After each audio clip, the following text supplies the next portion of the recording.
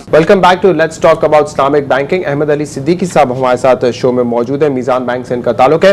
अहमद साहब, ये तो हम ब्रेक में जाने से पहले बात कर रहे थे कि शॉर्ट टर्म नीड्स जो एक ट्रेडर या बिजनेसमैन की हो सकती हैं, जो लॉन्ग टर्म नीड्स हो सकती हैं। फॉर एग्जांपल ऑफिस स्पेस अगर किसी बिजनेसमैन को चाहिए, कुछ इक्विपमेंट उसको खरीदना है, बहुत ज़्यादा बड़ी प्लांट्स एंड मशीनरी तो नहीं हो सकती, लेकिन फिर भी अगर कोई गाड़ी लेनी है उसको अपने वर्कर्स के लिए, या कोई और छोटी मशीनरी इक्विपमेंट चाहिए, तो किस तरीके से वो फिर इस्लामिक बैंक की सपोर्ट ले सकता है? इसमें दो प्रोडक्ट हम यूज़ करते हैं। एक तो इजारा है जो इस्लामिक अल्टरनेटिव लीजिंग का, अगर किसी को इक्विपमेंट लेना है, कोई गाड़ी लेनी है, कोई छोटी मशीनरी लेनी है, तो हम इजारा कर सकते हैं उसके साथ। 3, 4 और 5 साल के टेनर में नॉर्मली इजारा किया जाता है। इसके अलावा किसी को ऑफिस स्पेस लेनी है, छोटी दुकान लेनी है, कोई वेयर हाउस बनाना है, कोई फैक्ट्री लेनी है, तो डिमिनिशिंग मुशारका की प्रोडक्ट है जो उसके साथ की जाती है। 3 साल, 4 साल, 5 साल और कई दफ़ा उससे ज़्यादा टेन्योर के लिए भी डिमिनिशिंग मुशारका किया जाता है। तो ये दो प्रोडक्ट्स हैं जो नॉर्मली लॉन्ग टर्म नीड्स को पूरा करने के लिए हम SMEs को ऑफर कर रहे हैं, और SMEs काफ़ी कंफर्टेबली इसको यूज़ भी करते हैं। ठीक है, दोनों मैं चाहूँगा एक दफ़ा फिर आप ब्रीफली उन व्यूवर्स के लिए बता दें कि डिमिनिशिंग मुशारका और इजारा का प्रोसेस किस तरह होगा, जिन्होंने पिछले एपिसोड्स में नहीं इस बात को फॉलो किया है। देखिए, इजारा नॉर्मली कहते हैं किराएदारी को। एक आप कोई चीज़ ओन करते हैं, उसको फिर रेंट पे दे दें। फॉर एग्जांपल एक कंपनी आती है मेरे पास, कहते हैं जनाब कि मुझे जनरेटर खरीदना है। अब हम क्या करेंगे, एज इस्लामिक बैंक हम जनरेटर को परचेज करेंगे, पेमेंट करेंगे डायरेक्टली सप्लायर को। अब ये ओनरशिप में आ गया हमारी, यानी मीज़ान बैंक की ओनरशिप में आ गया। अब आप कस्टमर से हम कहते हैं जनाब आप 3 साल का हमारे साथ इसका रेंटल कॉन्ट्रैक्ट कर लें, आप इसको इस्तेमाल करें और इसका हमें 3 साल तक इसका रेंट पे करें। 3 साल जब पूरे हो जाएंगे तो फिर आपके पास ऑप्शन होगा कि इसको आप हमसे परचेज कर लें। तो 3 साल तक तो वो किराएदारी का कॉन्ट्रैक्ट है, एसेट की ओनरशिप हमारी है, एसेट का जो रिस्क है वो भी हमारा है, और कस्टमर इसको इस्तेमाल कर रहा है और इसका रेंट पे कर रहा है, जैसे नॉर्मल किराएदारी में होता है ये। और ये एक जायज़ ट्रांजैक्शन है। अगर इसको इसके जो तमाम टर्म्स एंड कंडीशन जो हैं अगर वो शरीयत के दायरे के अंदर है, तो ये इजारा की ट्रांजैक्शन एक परमिसिबल और एक अच्छी ट्रांजैक्शन है। ठीक है। डिमिनिशिंग मुशारका एक सेकंड ऑप्शन है। इसमें क्या होता है, इस नाम से ज़ाहिर है कि मुशारका है, यानी जॉइंट ओनरशिप है दो लोगों की, कस्टमर की और बैंक की। तो दोनों as a partner, as a joint owner एक एसेट को परचेज करते हैं, और रिस्क भी दोनों। फॉर एग्जांपल जैसे एक दुकान खरीदनी है आपको, 10 मिलियन की दुकान है, बैंक ने उसमें 8 मिलियन की इन्वेस्टमेंट की, कस्टमर ने 2 मिलियन की इन्वेस्टमेंट की, 80-20 के रेशियो में दोनों की ओनरशिप आ गई। ठीक है। फिर हमने अपने कस्टमर को दुकान अपना हिस्सा रेंट पे दे दिया और उससे एक रेंट तय कर लिया, और आहिस्ता आहिस्ता हम अपनी ओनरशिप को यूनिट्स के फॉर्म में या शेयर्स के फॉर्म में कस्टमर को सेल करते हैं। जैसे जैसे उसकी रेंटल पेमेंट्स होती रहेंगी। जैसे देखें, दो काम होते हैं इसमें, एक तो रेंटल पेमेंट होती है, उसने इस्तेमाल किया, उसका रेंट पे किया, फिर उसने एक हमसे ओनरशिप का यूनिट परचेज कर लिया, तो अब उसकी ओनरशिप बढ़ गई, हमारी ओनरशिप कम हो गई, इसकी वजह से उसका जो रेंट था वो नेक्स्ट मंथ कम हो गया। सही है। तो जो भी डिमिनिशिंग ओनरशिप है बैंक की इसमें। ठीक है। रिस्क की हम बात कर रहे थे, इसी शो को देखते हुए एक व्यूअर ने मुझसे ये सवाल किया था, मैं कोशिश करता हूँ कि वो सही तरीके से आपको एक्सप्लेन कर सकूँ। उनका एक शोरूम है, उनको जो है फाइनेंसिंग की ज़रूरत थी, तो उन्होंने जो है जो अपना स्टॉक था, क्योंकि मार्केट में ये चलता भी है, I am sure you are aware of it, कि जिस शख्स के पास पैसे होते हैं वो कहता है ये स्टॉक जितना भी तुम्हारे पास है ये तो मुझे दे दो, मैं उसके अगेंस्ट तुम्हें पैसे दे दूंगा, और स्टॉक भी बाद में वो खुद उनको दे देता है। और फिर जो है जो भी पीरियड डिसाइड हो जाता है कि 1 दिन का परचेज, वो जो है जो फाइनेंसियर होता है वो 1 दिन के परचेज पे परचेज करके वापस उनको जो है उसका स्टॉक दे देता है, और वो पीरियड डिसाइड कर लेते हैं, अमाउंट डिसाइड कर लेते हैं। तो क्या ये जायज़ है?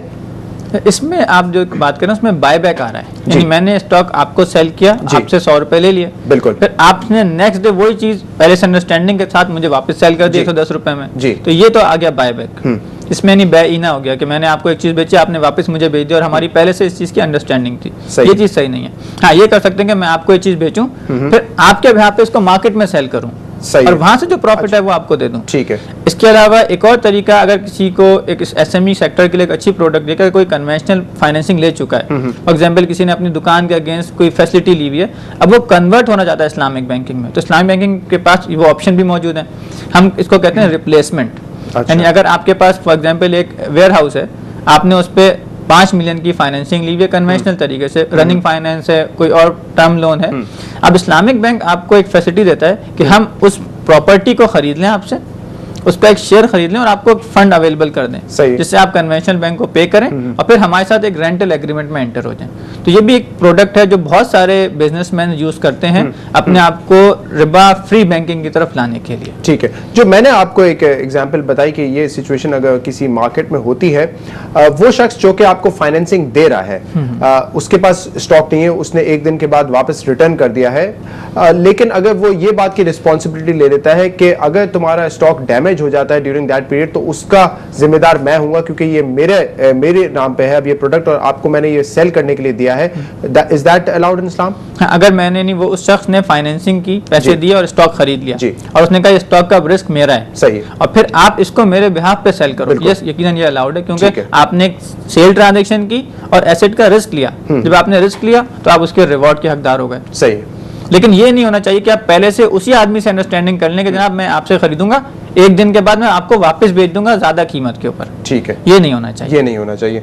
ठीक है, प्रोग्राम को आगे बढ़ाते हैं। ये बताएं कि अगर कोई स्मॉल बिजनेसमैन को कैश फ्लो प्रॉब्लम हो, ठीक है, चाहे वो उसके ओवरहेड्स ज्यादा होने की वजह से हो, किसी महीने उसका बिजनेस सही नहीं हुआ उस वजह से हो, तो क्या किसी सूरत में वो कोई ऐसी कोई उसके पास प्रोडक्ट है कि वो कैश शॉर्ट टर्म के लिए ले सके इस्लामिक बैंक से?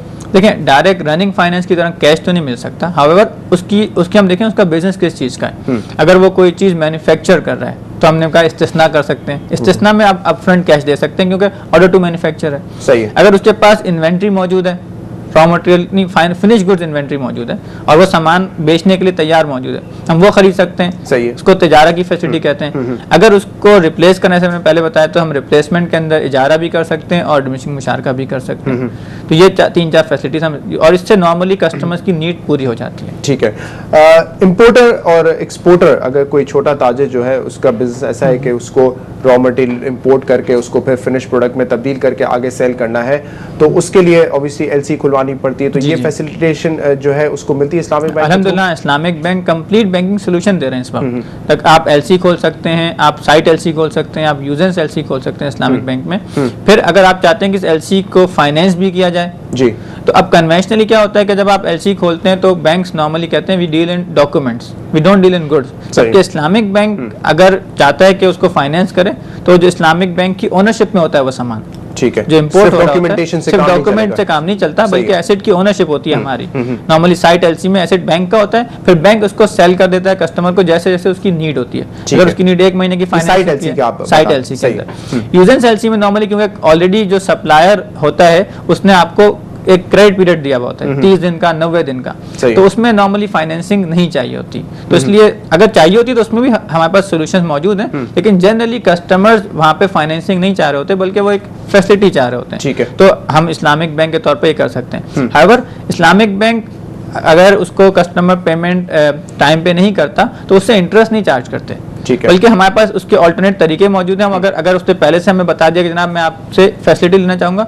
तो हम उसके साथ मुराबा कर लेंगे, और अगर नहीं है तो फिर कोई अलग से इंटरेस्ट नहीं चार्ज किया जा सकता। अच्छा, अगर पेमेंट्स उनकी लेट हो जाए। जी ठीक है, तो फिर इस एसएमई से इसको रिलेट करके मुझे बताएं, कोई एग्जांपल भी दे ताकि व्यूअर्स जो देख रहे हैं उनको देखिए बहुत सारे आजकल क्योंकि हमारे यहाँ कुछ वीट का या राइस का कुछ वो रहा तो लोगों ने राइस इम्पोर्ट किया, वीट इम्पोर्ट किया, या कई दफा पल्सेज इम्पोर्ट होती हैं, मुख्तलिफ मसाले वगैरह इम्पोर्ट होते हैं, केमिकल्स इम्पोर्ट होते हैं। तो अब एक आदमी इसके पास एक ऑर्डर है, उसको यहाँ पे लोकल सप्लाई करना है, तो उसने आया $1 लाख की एलसी खोली, $10,000 की एलसी खोली बैंक के पास। बैंक ने कहा जनाब ये साइट एलसी है, आप मेरे बैंक के पास एक अरेंजमेंट होती है जिसको हम कहते हैं मास्टर मुराबा अरेंजमेंट। कस्टमर हमारे साथ एक अरेंजमेंट करता है जनाब ये सामान जो आएगा ये आप अपने तौर पे मंगवाएं, ठीक है, या आप मेरे कहने पे अपनी ओनरशिप में मंगवाएं। सही है, बैंक की ओनरशिप में सामान आ गया। अब हम कस्टमर से पूछते हैं जनाब ये सामान आ गया है, अब आपको इसको स्पॉट पे खरीदना है मेरे साथ तो आप स्पॉट पे खरीद लें, अगर आपको क्रेडिट पे चाहिए तो आप क्रेडिट पे खरीद लें। कस्टमर देखता है जनाब मेरी जो पेमेंट की जो टर्म्स है, मेरा अपनी बिजनेस साइकिल किस तरह की है, कहता है जब मैं आज ये सामान मंगवाऊंगा तो मुझे